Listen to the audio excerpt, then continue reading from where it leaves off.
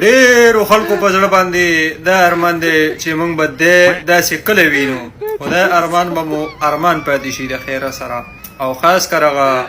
مولانا پارټۍ والا هغه خو بس بیا دغه یوه خبره کوي ګورې تاسو ته موږ نه ویلي چې څوک په فضلالرحمن پسې خبرې کوي الله یې ذلیله کوي او خو بس ابتخ خبرې ته ناست دي چې دا به کله ذلیله کېږي او موږ به فضلالرحمن راړو ما دې په توبو توبئ او زما پرون د خیره سره د لسو کالو ویزه لګېدلې ده زه د سره اړو راځم نه پوه شوې ستاسې د